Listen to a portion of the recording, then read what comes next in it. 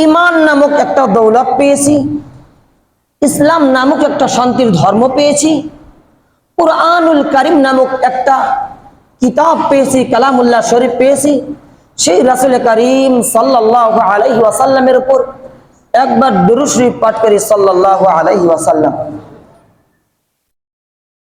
তো সম্মানিত মুসল্লিয়ানে কেরাম, আমি আপনাদের সামনে কালামুল্লাহ শরীফের অসংখ্য আয়াত সমূহ থেকে একটি আয়াত এবং রাসূল করিম সাল্লাল্লাহু আলাইহি ওয়াসাল্লামের অসংখ্য অগণিত হাদিস সমূহ থেকে একটি হাদিস আপনাদের সামনে পাঠ করেছি। আল্লাহ তাআলা যদি তৌফিক দান করেন, এই আয়াত ও হাদিসের উপর ভিত্তি করে দুই একটি দিনই কথা বলার চেষ্টা করব। আমা তাওফীকি ইল্লা বিল্লাহ।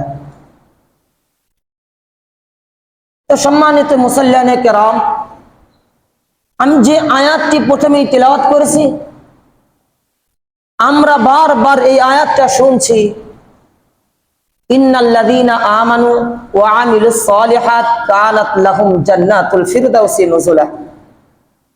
এই আয়াতের মধ্যে আল্লাহ সুবহানাহু ওয়া তাআলা যারা মুমিন বান্দা মুমিন বান্দি আছে মুসলমান, এই সমস্ত মুমিন বান্দাদের জন্য মুমিন বান্দীদের জন্য আল্লাহ তাআলা একটা সুসংবাদ দিয়েছেন।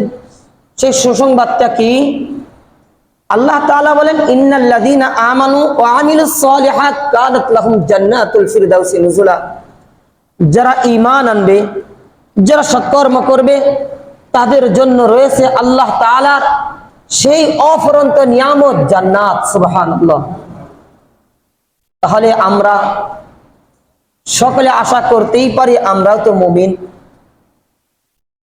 কি ভাইরা, আমরা সবাই মুমিন না? আমরা মুমিন বলেই তো, আমরা মুসলমান বলেই তো মুয়াজ্জিন যখন হাইয়া আলাস সালাহ বলছে, হাইয়া আলাল ফালাহ বলছে, যখনই বলছে কল্যাণের জন্য আসো, নামাজের জন্য আসো, আমরা দুনিয়ার সব রকম কাজ ফেলে দিয়ে মসজিদে চলে আসছি। তাহলে আমরাই তো মুমিন। তাহলে আমরা যদি মুমিন হই, তাহলে আমরা আশা করতেই পারি যে আল্লাহ সুবহানাহু ওয়া তাআলা অফুরন্ত একটা নিয়ামত আমাদের জন্য একটা সুসংবাদ দান করেছেন। সেই সুসংবাদটা কি? কানাত লাহুম জান্নাতুল ফিরদাউসি নুজুলা। যাদের জন্য রয়েছে জান্নাতুল ফিরদাউস। সুবহানাল্লাহ। তো এখন ভাইরা আমার, হ্যাঁ আমরা তো মুমিন, আল্লাহ তাআলাও তো বলেছেন মুমিনদের জন্য জান্নাত। কিন্তু আল্লাহ সুবহানাহু ওয়া তাআলা অপর একটা আয়াতের মধ্যে ইরশাদ করেন, আমিনু কামা আমানান নাস,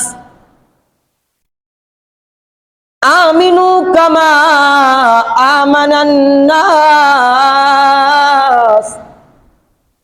তোমরা ঈমান আনো যেভাবে আমার সাহাবায়ে কেরাম রাদিয়াল্লাহু তাআলা আনহুম ঈমান এনেছিলেন। এইবার চিন্তা করার বিষয়, হ্যাঁ আমরাও ঈমান এনেছি, আর সাহাবায়ে কেরাম রাদিয়াল্লাহু তাআলা আনহুম যাদের ব্যাপারে আল্লাহ সুবহানাহু ওয়া তাআলা কালামুল্লাহ শরীফ